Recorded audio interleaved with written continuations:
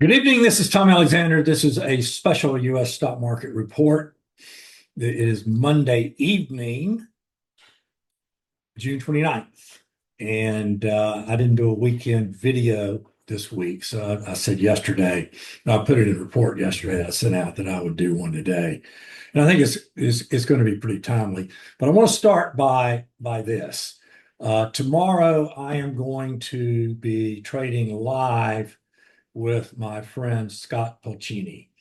And if you don't know Scott, he is really a trading legend. He has been trading, I've been trading 40 years. I don't know how long Scott's been trading. I'm older than he is. So I'm not sure if he's been trading quite as long, but he's been trading 25 or 30. And there is no one on the planet, I promise this is true, that has traded more S&P futures contracts in front of a screen as a retail trader than Scott Pulcini. Scott has some incredible stories. I've known Scott for, I don't know, 15, 20 years. And he brings a wealth of experience and information about trading. He is the real deal. He is not going to bullshit you or anyone. And I am so excited about this. I do not do these things with people. This is an exception because Scott uses valid information, and there's so little valid information. So it's an opportunity for all of us to learn something.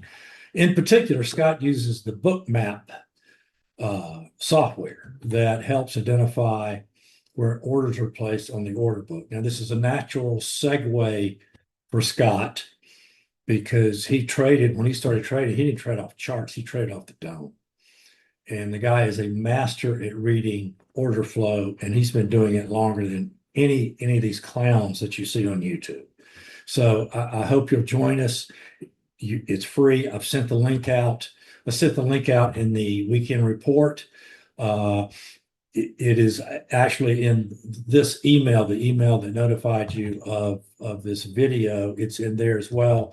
If you're finding this without the email, if you want that link, shoot me an email, tom@alexandertrading.com. I'll send you the link.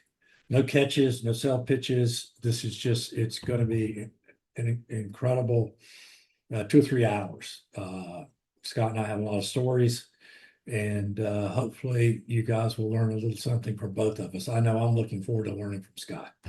Okay, let's talk about this market. First of all, be aware we are in a holiday week. We're in a week that is seasonally one of the more bullish weeks of the year. Volume will get lighter and lighter as we get closer and closer to the 4th of July holiday, which of course is on Friday. And, algos dominate the market anyway. It's even easier for algos to move things around because volume will dry up. So just be aware of that. Now, the auction process is going to be in effect, but because if you're an intraday trader, the noise factor is at an all-time high level, and it's not going away.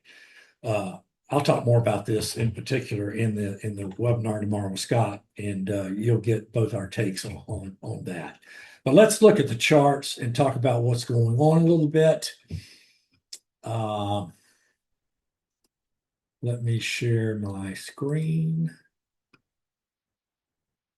Okay, we'll start with a profile, okay? And I've got different time frame profiles. I want to go up in time frame.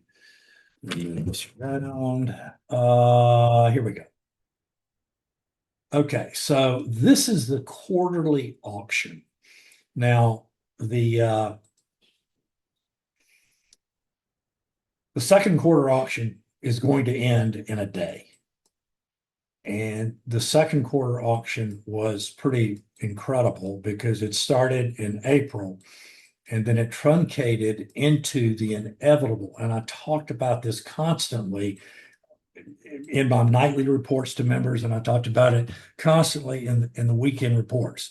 And this is something about the market that has not changed. Everybody says, oh, the market's changed, blah, blah, blah. A lot of the market, the mechanism is sped up, but the auction process has not changed. And this rally off this April low is a perfect example of that. So we went straight up in April, And then we began to rotate, and we're in that rotational market now. So this is going to be the May, June part of the third quarter auction. And we're closing now this quarter right here.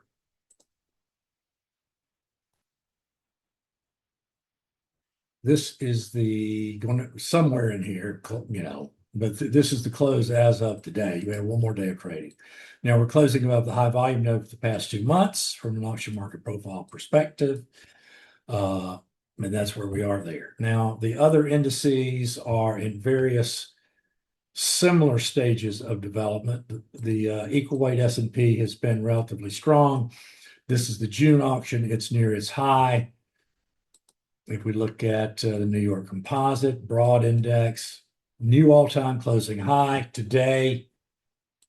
What do we have? Let's see. NDX, here's the quarterly auction. This is the quarterly auction here. This is April. If I split this out into the individual months, here we go. You can see this is April, May, this is June.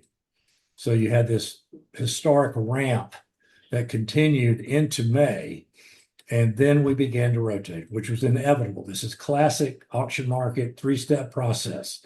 A trend, stopping price, development around that trend.